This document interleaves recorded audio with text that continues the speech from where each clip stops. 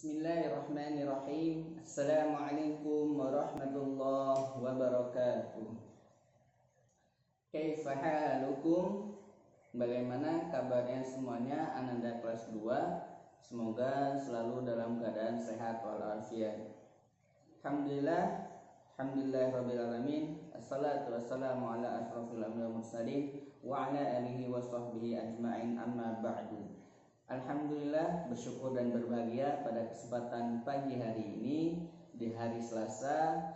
Alhamdulillah kita bisa bertemu melalui video ini dalam pembelajaran mata pelajaran fikih kelas 2. Sekarang semuanya Ananda alhamdulillah yang dulunya TK, terus kelas 1 hingga sekarang alhamdulillah bisa kelas 2 atas izin Allah, alhamdulillah. Maka sepatutnya kita harus selalu bersyukur atas nikmat Allah yang telah Allah berikan kepada kita semua. Kedua kalinya selawat beserta salam semoga selalu tercurah limpahkan kepada Nabi Allah Muhammad sallallahu alaihi wasallam, sebaik-baik suri tauladan yang patut kita contoh dan patut kita patuhi. Alhamdulillah, insyaallah pada kesempatan pagi hari ini kita akan melanjutkan pembelajaran fikih di kelas 2 insyaallah. Dan pada sebelumnya kita telah membahas tentang istinja dan istijmar, yaitu cara bersuci atau cara membersihkan tempat keluarnya air kencing dan kotoran. Yaitu ada dua cara, yang istinja dan istijmar. Kalau istinja itu menggunakan air suci, kalau istijmar itu boleh menggunakan batu atau tisu. Nah, baik. Nah sekarang dan alhamdulillah pada kesempatan yang lalu Ananda semuanya telah mengerjakan tugas yang dari Ustadz, yaitu di latihan 1 dan 2. Nah, untuk latihan selanjutnya di halaman 5 sampai 7 itu silakan kerjakan, tapi itu hanya untuk latihan di rumah ya. Jadi nggak apa-apa nggak disetorin ke Ustadz, tapi Ustadz harapkan ini amanah dari Ustadz untuk dikerjakan biar Ananda bisa latihan. Seperti kita ketahui, kalau kita banyak latihan insya Allah banyak bisa insya Allah. Nah, yang akan kita bahas di kesempatan hari ini yaitu di halaman 8. Di halaman 8 yaitu doa ketika masuk kamar mandi dan doa ketika keluar kamar mandi. Nah, sebelum kita menghafalkan doa-doa tersebut, kita akan membahas tentang adab-adab di kamar mandi. Nah, begitu indahnya Islam, begitu murahnya Allah, begitu kasih sayangnya Allah sehingga memberikan adab-adab ketika di kamar mandi. Bahkan bukan hanya di tempat-tempat suci saja, tapi Allah juga memerintahkan kita, mengajarkan kita adab-adab di kamar mandi. Yaitu karena di kamar mandi itu ada kenapa kita dianjurkan untuk membaca doa Bismillah Allahumma inni a'udzubika minal khubuthi wal khaba'is.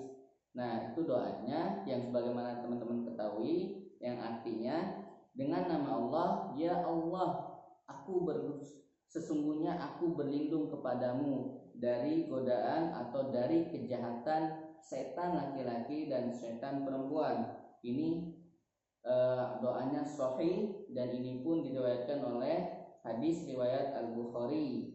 Nah, itu kitab Al-Wudu' bab ma yuqalu indal khala.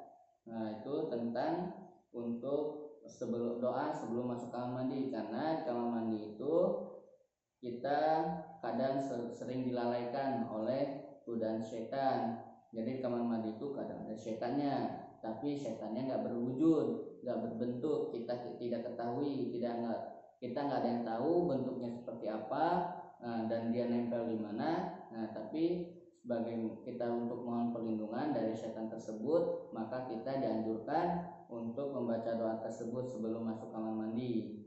Nah, setelah baca doa tersebut, kita juga diperintahkan untuk masuk kamar mandinya menggunakan kaki kiri. Jadi walaupun kita buru-buru, biasanya lagi buru-buru nih, kebelet, pengen pipis, pengen buru-buru jadi kadang kaki kanan. Nah, sedangkan di sini perintahkannya dianjurkannya untuk kaki kiri. Jadi diusahakan kalau kamu masuk kamar mandi kaki kiri, kalau masuk masjid kaki kanan. Nah, begitupun sebaliknya, kalau keluar kamar mandi itu menggunakan kaki kanan, kalau keluar masjid menggunakan kaki kiri. Nah, itu contohnya. Nah, terus adab-adab di kamar mandi itu ada beberapa. Salah satunya yang akan kita bahas yaitu insya Allah nggak boleh bercanda. Jadi kamar mandi itu nggak boleh sambil nyanyi-nyanyi atau murojaah. Murojaah pun nggak boleh di kamar mandi, karena di kamar mandi itu nggak boleh kita membaca Al-Quran, berzikir secara keras. Itu pun kita nggak boleh di kamar mandi. Nah, karena kamar mandi itu tempatnya najis, kita nggak tahu najisnya dimanapun. Kadang mohon maaf misalnya ada air kencing yang yang nempel di mana kita nggak ada tahu. Jadi nggak boleh kita untuk berzikir ataupun membaca Al-Quran di kamar mandi.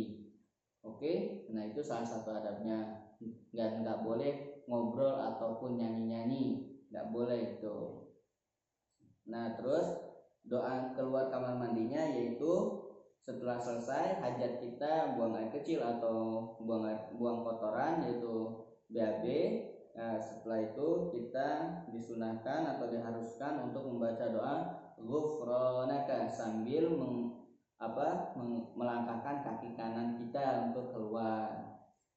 Nah, itu semuanya untuk tugasnya. Ananda semua silakan menyetorkan doa masuk kamar mandi beserta artinya dan doa keluar kamar mandi beserta artinya. Insya Allah mudah. Insya Allah saya yakin karena di kelas 1 dulu insya Allah udah hafal semua ya. Jadi silahkan untuk murojaah setorkan lagi ke Ustadz. Insya Allah nanti saya koreksi dan ini pun insya Allah mendapatkan nilai insya Allah. Nah, tapi jangan diniatkan hanya untuk mencari nilai, karena nilai dunia ini hanya sementara, jadi tidak abadi. Tapi kita niatkan agar kita bisa mengamalkannya, agar kita mendapatkan pahala dari Allah Subhanahu wa taala. Baik. Nah, sekarang insya Allah cukup pertemuan kita kali ini, dan insya Allah silakan tugasnya dikumpulkan atau doanya ini dikumpulkan, disetorkan. Sebenarnya waktunya fleksibel, tapi diusahakan sebelum zuhur itu sudah semuanya menyetorkan, diusahakan ya insya Allah, karena ini mudah, insya Allah bisa cepat insya Allah. Nah, demikian yang dapat Ustaz sampaikan. Kalau ada kesalahan itu datangnya dari Ustaz pribadi, kalau ada yang benar itu datangnya dari Allah Subhanahu wa taala. Kita tutup dengan baca lafaz hamdalah dan doa kafaratul majlis. Alhamdulillahirabbil alamin. Subhanakallahumma wa bihamdika asyhadu an la ilaha illa anta astaghfiruka wa atubu ilaik. Akhir kalam. Assalamualaikum warahmatullahi wabarakatuh.